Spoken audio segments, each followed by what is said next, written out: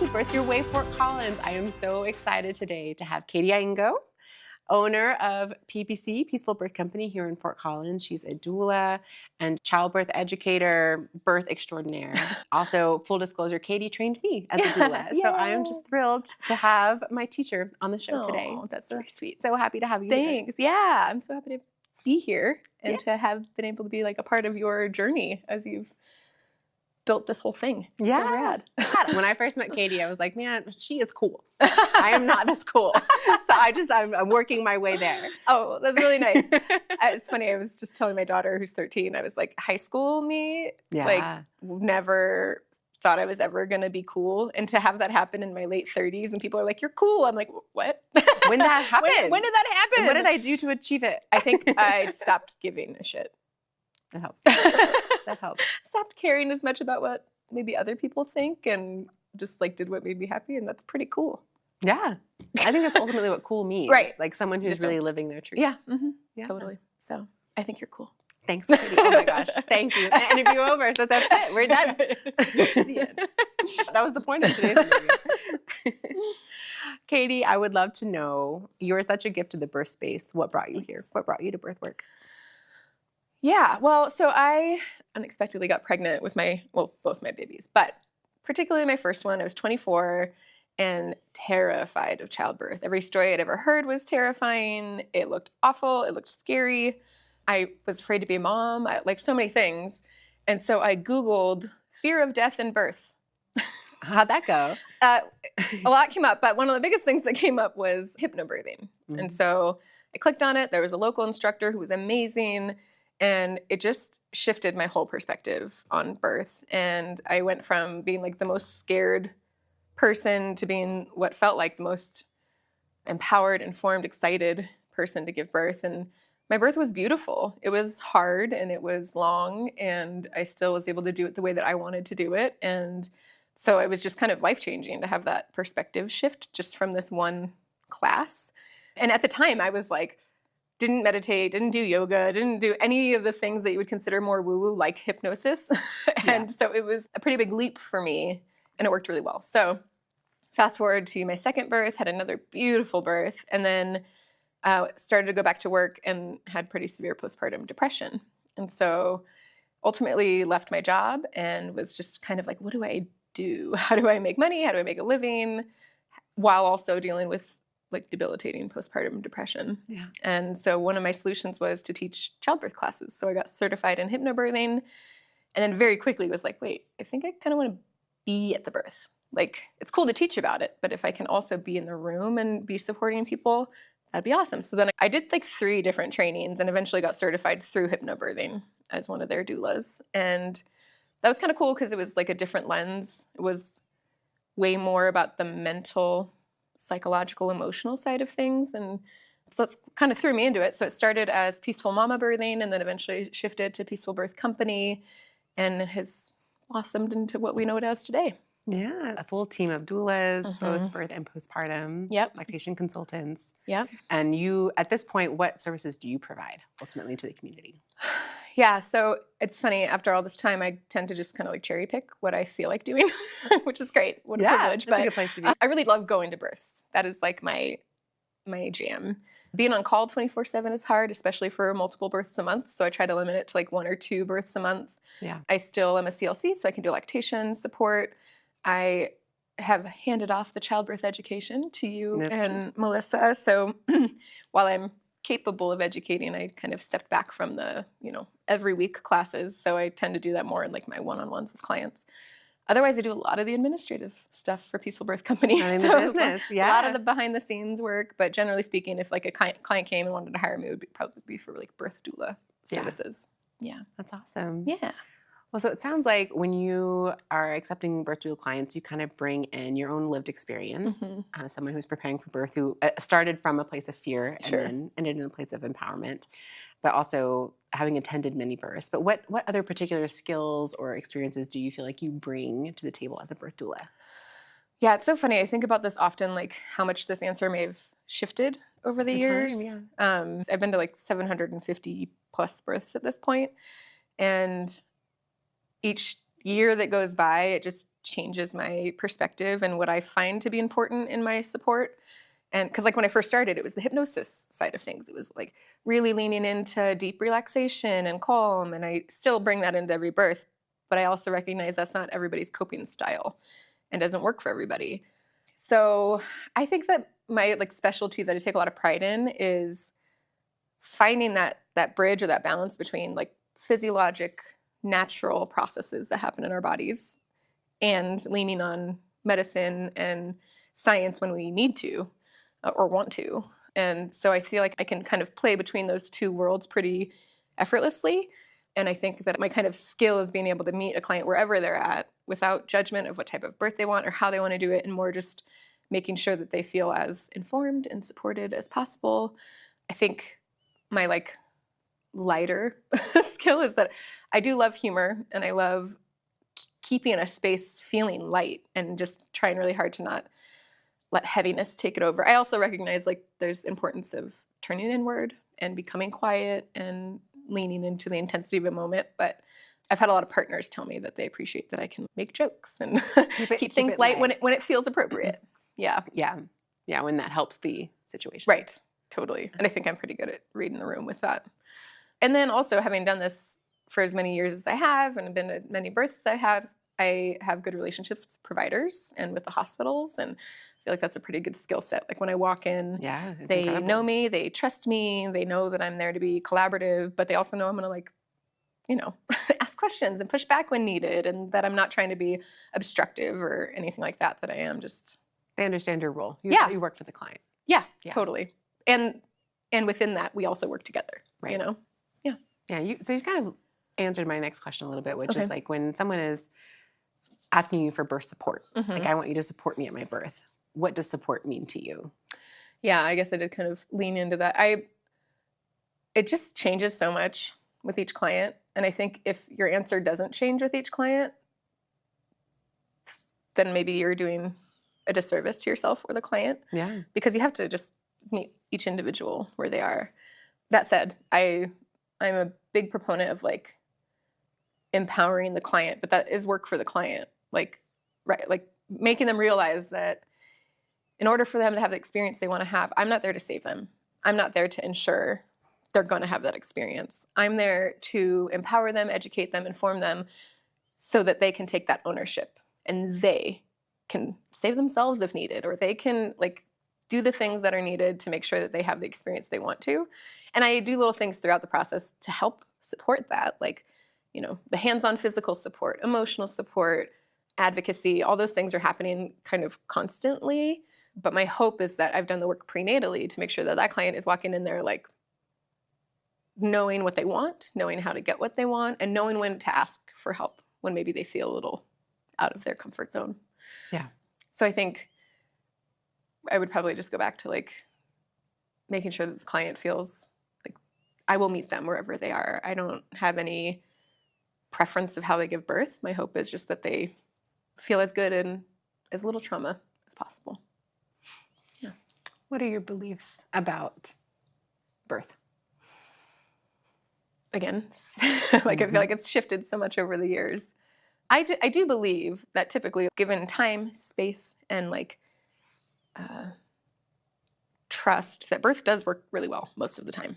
That like most natural physiologic processes, if we stay out of its way, it tends to go well.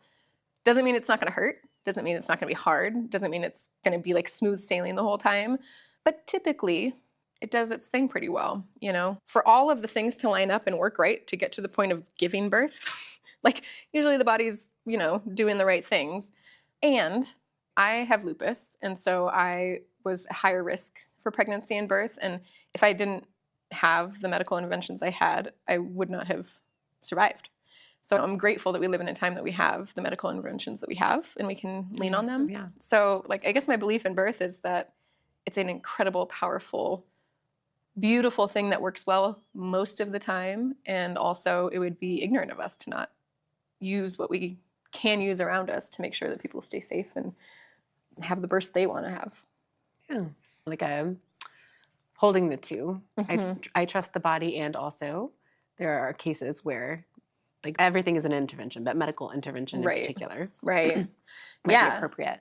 I mean, we know that about the body in every aspect, right? Like most of the time our bodies work great. And some of the times you're constipated and you have to take a laxative, right? Like, And that's helpful and we're grateful. we're so grateful that we have those options. And yes, there are natural options to do that and you try those. And then when those don't work, you lean into the more medical options. So I think it's like most things, and this is kind of what I teach in our doula training, is like the right answer is usually right in the middle. Yeah. Like anything on either extreme is probably missing some data point or outlook that maybe is keeping you blind to options that could help you have a like more positive experience. Yeah. Yeah. So it is, I mean, say it all the time. I feel like my specialty is just this like balance between, nature and science. And they work together constantly. I think there's a misconception that like science is unnatural, but science is like just using nature to your benefit. They're not as separate as No. we have them in our Right. mind. Yeah. Right. When clients come to you, what are the questions they most commonly ask you? And your answer. What's funny is I feel like this is so informed by like social media or Google or whatever, because the questions they always answer to me are like, what do you think should be on my birth plan? Or what positions do you think are the most important? These things that are like, in my mind, like a fluffy version of control. Mm-hmm. And don't get me wrong, I totally support birth plans. I think knowing your position options is huge, but I feel like it skates right by the mental, emotional process these people are about to undergo. Yeah. And I'm all about getting informed, and I tend to answer those questions. We talk through birth plans, we talk through positions and movements and coping strategies, and then I always bring them back to like, and this whole process is like 90% where your head's at. And so we need to focus on the strategies to help keep you in a positive mental space through this. And that's tricky because not everybody has those skills or that desire to go there. And so I think the most common questions I get asked are the ones that I think tend to be a little bit more surface level about birth. And one of my favorite things to do as a doula is to dive past that, get really deep into the what fears do they have? Are there any traumas they're curious about and how they're going to show up in this space? And they don't have to share that with me. I want them to just like have internal question for themselves. Yeah, internal reflection around it. And then I tend to start asking questions of like, how can they just be the most in charge at their birth? How can they be the expert? How can they own this experience? Because it's theirs and it's not anybody else's. So it's really funny. I don't know if you experience that as a doula, that just like, it's like they see the things on Instagram, Mm-hmm. like what to ask. Well, sometimes it can feel like they're trying to maybe test my knowledge. Like, do I know different positions? Sure. Do I know what is in a birth plan? But I think that's also part of kind of our culture of I'm hiring you to kind of outsource a skill, but ultimately hiring a doula is very much a partnership, as is anyone on your birth team. Right. In fact, it's almost like a good doula is going to outsource it right back to you, which, blessing and a curse, because it can feel daunting. But the end of the day, like you're the one who's living with that birth experience, not your doula, not your doctor, not your midwife. Like, so it would be a disservice to not put the onus back on the clients, and make sure that they're the ones who are, taking charge. Well, it's capacity building. It's the same thing with therapists, right? I think. Like, I was just talking to a friend yesterday about how I read Michelle Obama's Becoming. This passage really stuck with me about how she was very upset that Barack would miss dinner before he was president, and then especially when he was president. And she was like, we finally went to couples therapy, and I thought they were going to fix him, like tell him to come home for dinner. And she was like, I was disappointed when I realized that going to therapy was actually the therapist helping me interrogate my own needs and how I could meet my needs. Yes. And what resources do I need to pull in to help me meet my needs? Yes. It's kind of like that. Totally. Yeah. And I feel like that was a learned skill for me too, because I used to meet with clients and be so excited to share like all the knowledge I have and all the things I do know. Yeah. And then there's lots to learn. There's so much to learn. And it's actually become harder as I've gotten more experienced, because now the clients are like, oh, you know the answers. You know what to do here. Yes. And again, I'm constantly being like, yeah, I have lots of information I can share with you, but the bottom line is it's yours to take and ultimately decide what your values, your risk tolerance, everything. Totally. Yeah. Yeah. Yeah. I always get when I get do you think we should have a C-section? Like, ooh. I mean, that question in general, it's like any intervention, and I'll be in the birth room and the client like looks at me like, what should I do? And I'm always like, I'm never going to answer that for you. Mhm. I'm going to help you ask questions Yes. to make what feels like a confident decision To help answer for that you. question for yourself. Yeah. Yeah. Mm-hmm. Yeah. I know from my doula training with you and knowing you personally that advocacy is really important. Mm-hmm. Can you share a little bit about what advocacy means to you and give an example of how you've done that in the birth space? Yeah. I think it's important to explain why it's important to me, because I hate the idea of doulas or anybody in labor having to walk into a birth with armor, ready for battle. Yeah. And I think that is sometimes even how the medical system sees us. And I do always try to kind of bring it back to, we have to advocate because the system's broken. It's not because your doctor's bad. And it's not because they're trying to harm you. It's a system that was not built for empowering women and birthing people. So advocacy becomes needed because it's not typically patient-centered. It's not typically fit for your needs. It is we live in a litigious culture, and we live in a culture where we've been kind of taught that we walk into a medical space and we hand our power to whoever's in charge. And so I bring it back to advocacy is needed because we're walking into a broken system. And it should be curious. That's how I think of good advocacy is not inserting yourself. It's not being combative. It's not holding too strongly to a certain belief. It's just being curious. And so our job as doulas sometimes is just asking lots of questions. And both of the client and of the provider sometimes. Of everybody in the room, really. And that's good advocacy to me, because all you're doing is making sure the client has as much information as possible to make, informed consent or informed refusal feel better in their body. An example I just had recently is a client went in for their midwifery appointment, and their belly was measuring a little small, not anything too concerning. So they went and did an ultrasound, and they were like, you need to go across the street right now and get induced. Baby has intrauterine growth restriction. Oh, the midwives advised that. Mm-hmm. Okay. And it sounded very urgent and you do something now. And so I was chatting with the client, and I was like, that feels, I'm not used to seeing that level of reaction after one ultrasound. In my experience, we see, come back in 24 or 48 hours. We'll do another ultrasound. We're going to do a biophysical profile and check baby's blood flow and the flow of the placenta and the umbilical cord. And they just were like, no, we need to go now. And I was eventually on speakerphone just trying to ask questions to figure out what am I missing? I'm not a medical provider. It's not my job to tell them they should go or shouldn't go. Yeah. But it's more what information does that client have to agree to this thing enthusiastically? Because my worst fear is someone comes away from the birth being like, I don't know why I had to do this thing. Yeah. They just told me I had to be induced. And then I was afraid and I wanted to do the best thing for my baby. That is just a total relinquishment of power in that space. And so I was just trying to send the power back to the client. And she really wanted to do another ultrasound, wait a day, do another ultrasound, and then she would feel good moving forward.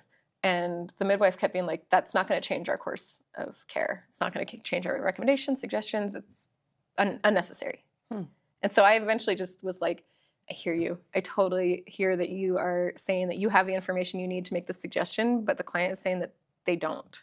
In order to make the decision. And it's ultimately their decision. Right. Yeah. So we were able to kind of have a good discussion about the safety of going home, waiting a day, coming back, doing another ultrasound, which came back with similar results. And so the client was like, okay, I feel I've had time to process.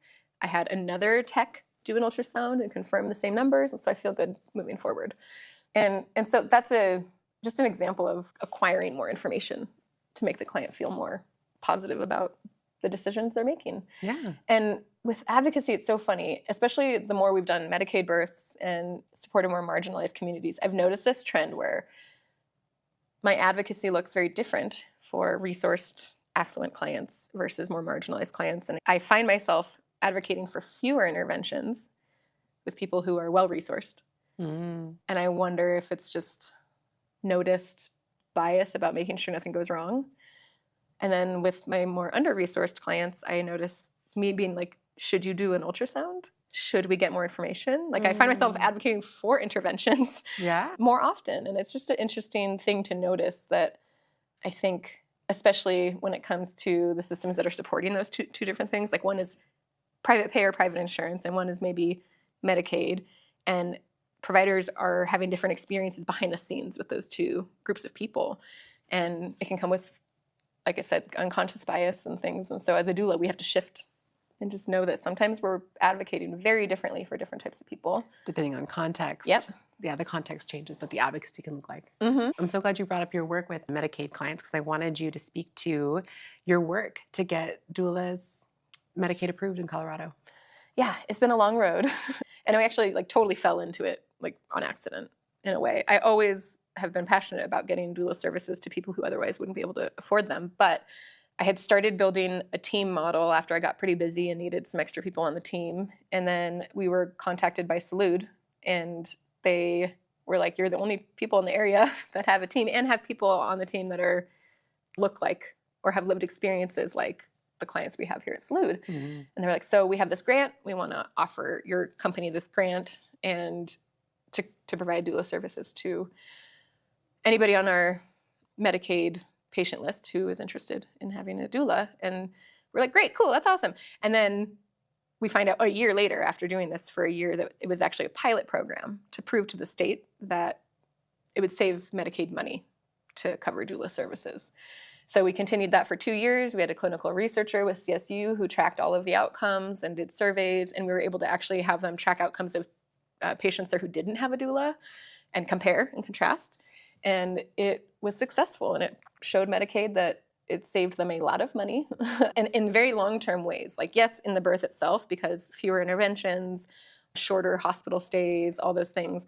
But also, they had a much more positive outlook on their birth experience and less trauma, which led to less therapy moving forward, and it saved Medicaid money in all sorts of long-term ways. So we did that, and then I joined the stakeholder committee with HCPUF, which is the Colorado State Medicaid group. So we were in there every month meeting and talking about what the benefit would cover, advocating for higher pay for the doulas, advocating for more hours with the clients, and it was kind of a hard-fought battle for about a year with that.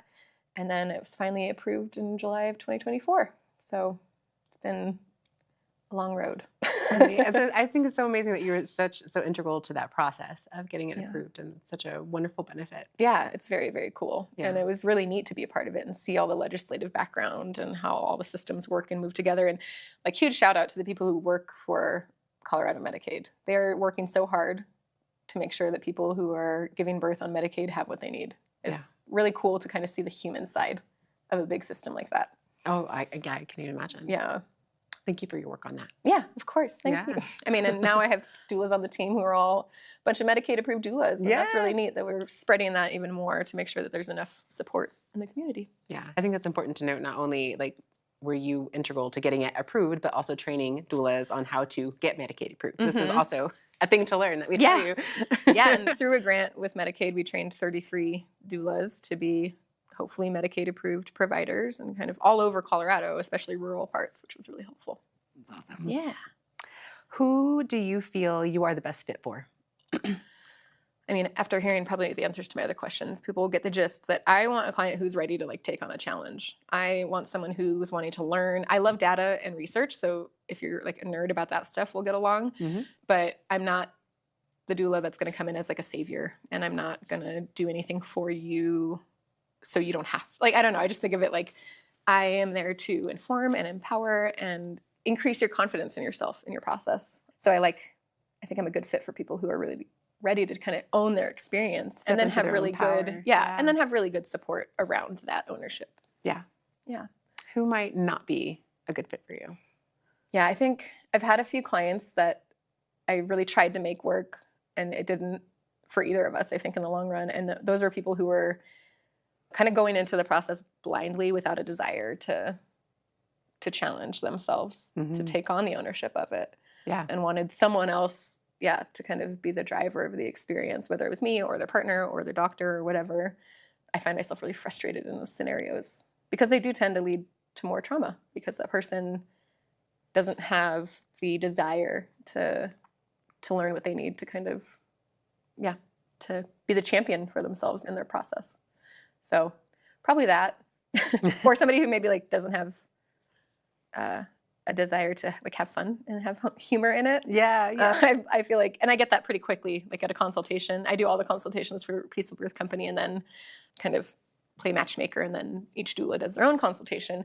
But when I start, I can tell pretty quick if somebody's gonna like get my humor or not, or if we're gonna be a good fit. Yeah.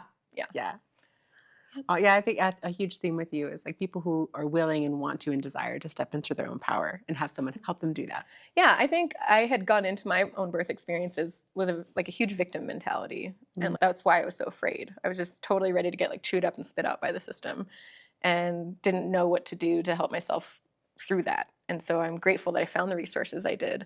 But it really made me realize, especially all the births I've been to, is like, no one can do that but you. You know, no one is going to have that experience but you. No one is going to have the long-term memories of that but you. So I'm just really, I really wish I could just tell every person, like, at the end of the day, it's yours to own. And we have all these great skills to help you own it. But it's just, that's my main theme, I think, after all the births I've been to. It's like, if somebody doesn't feel like they have what they need to own their process and be in their own power, then what can I do to help them get there? Yeah. You know. Oh, Katy, you are a gift and a gem to our community. How can they find you? All sorts of places. Yeah, I'm on Instagram. I am on TikTok, but not very well. Halfway TikToking. And we have peacefulbirthcompany.com, and you can always email me directly at katy@peacefulbirthcompany.com. And, you know, I think what's neat about our company is that you can access us and our resources through so many different avenues. You know, like we have great community events that anybody can come to. We have yoga people can come to, childbirth education, just regular events hosted by doulas on the team. And now I feel really lucky that I just get to be kind of this like foundational piece for this big community of Peaceful Birth Company. Yeah. And everybody has their own little version of living within that. And that's pretty cool. That is pretty cool. Yeah. Thanks for everything you built. Thanks for everything you are. Thanks for doing this, Danielle. This is awesome. What a gift to our community. Thank you. Thank you. We did it. We did it. Woo.